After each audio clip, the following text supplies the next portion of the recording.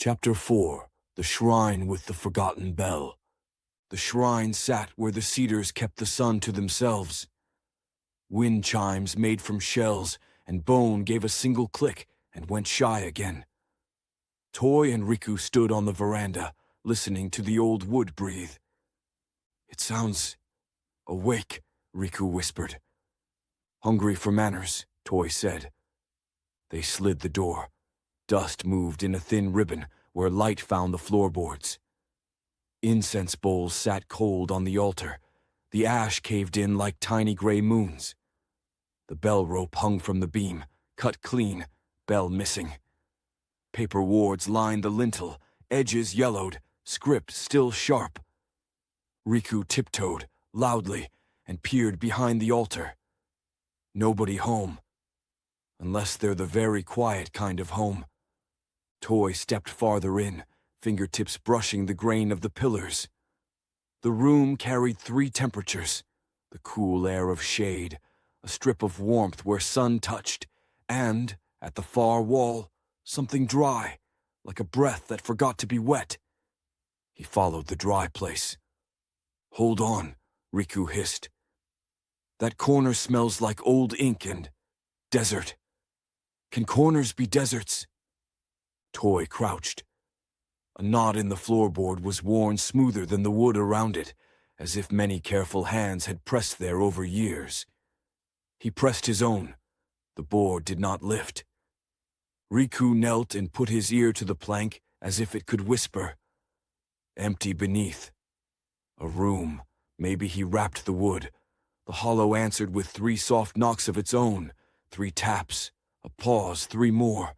So faint Toy felt them more than heard them. They checked the side rooms.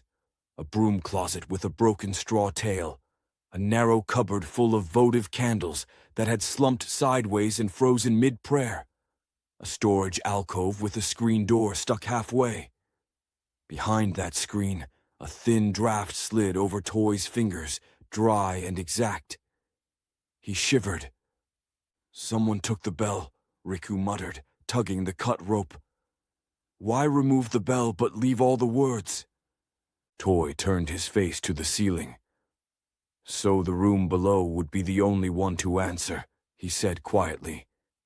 He moved back to the altar and pressed his palms together. "Excuse us," he said to the house, simple and complete. Then he returned to the worn knot, set both hands, and pressed, not up or down, but forward, the way doors sometimes want. The plank gave a small, reluctant sigh and rose. A breath of cool came up, smelling of cedar, old ink, and something dry that had never known river. Steps curled into the dark. They descended, Toy's fingers along the wall finding small chips, as if counting beads. Riku was close enough that Toy could feel the monkey's heartbeat fussing through his shirt.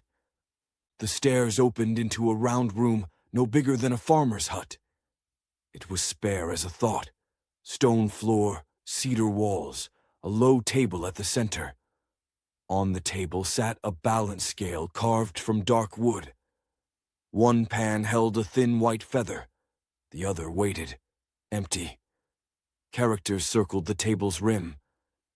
Riku bent close, then remembered and scooted aside so Toy could read with his hands. Toy traced the grooves, feeling where the carver had paused to breathe. "Lay down what weighs you."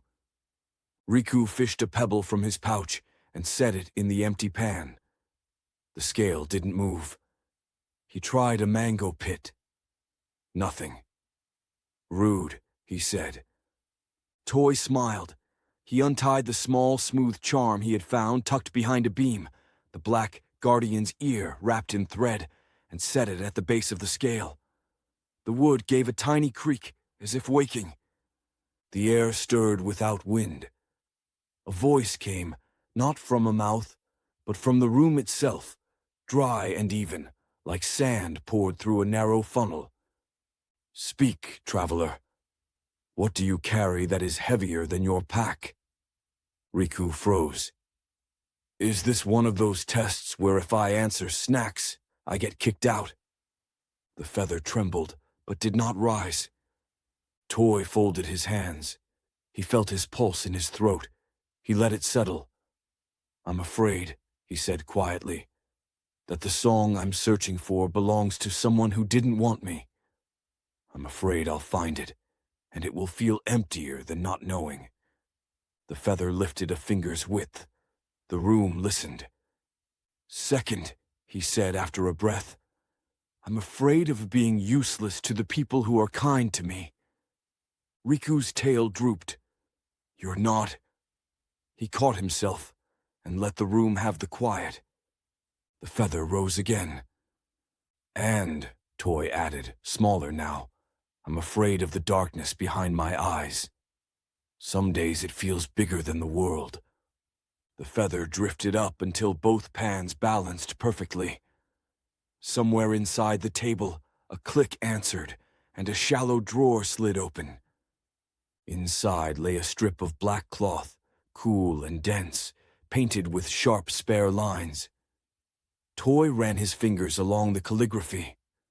"Kuro," he read softly. Beneath it, slower, "West Road. Dusk. Bring no lies." Riku mouthed the name. It straightened his back without his permission. "Kuro," he murmured. "That word feels like straight edges." The room's voice returned, thinner now, as if the sand were running out. "The name you speak belongs to one who keeps measure. If you would meet him, follow the wind when it forgets the river." The balance grew quiet. The dry taste in the air dimmed, but did not leave completely, as if something in the world had shifted its attention and was now waiting on a hill. Toy retied the charm at his throat. It had warmed while he spoke. Now it cooled to a patient hum, like a small creature settling. For a heartbeat, he felt a faint tug, not pulling him like a string, but measuring him, the way a tailor measures cloth. He bowed toward the table. "Thank you." Nothing answered, which felt correct for a room that liked honesty better than applause. Back in the hall, the light had thinned to the color of old pears. The chimes sounded brighter, as if the house itself approved. They did not leave at once. They lingered, circling the veranda, letting their hands learn the place. Behind the shrine, under cedar shade, the offertory box waited. On its rim someone had scratched the same name, Kuro, with a sharp nail, letters shallow from weather, but clear to Toy's searching fingers. Riku found a second mark, a handspan away, a little straight line with two shorter ticks, like an ear. Toy stood still. The usual sounds came first, leaves thinking, a beetle rearranging its day, the far yawn of the river. Then, just at the edge of everything familiar, a dry hush slid through the air, the kind of silence that belongs to scales settling at zero. It passed, but the cedar shadows felt a shade colder. Riku leaned close to Toy without quite touching. "I don't know who Kuro is," he whispered, "but I think he knows who we are." Toy touched the charm at his throat. The edges fit his fingers as if they had been waiting. "Bring no lies," he said. "We can do that." They started down the mossy steps. The path dropped to a lane that followed the bend. As they walked, the wind shifted, coming thin and warm from the west, the kind that leaves your skin dry and your heartbeat counted. "West Road," Riku said, quickening. "Dusk." "Dusk," Toy echoed. They passed the temple gate, and the shrine settled behind them into its evening sounds. Twice, Toy looked back, once to listen, once because he felt as if a careful gaze had just decided to stop watching. The second time, the chimes clicked once and fell still. They made camp where the cedars thinned to broom grass, and the river's voice could still find them without being loud. Riku built a small cook fire the way he had learned from watching grandmothers, stingy with wood, generous with patience. He balanced a tin cup on a flat stone and boiled water that smelled faintly of iron and leaves. Toy sat cross-legged, cloak around his shoulders, the charm warm against his throat. The room wanted honesty more than cleverness, he said. Riku handed him the cup to warm his hands. I was ready to be very clever, he admitted. Snacks level clever, but you were right to be. You.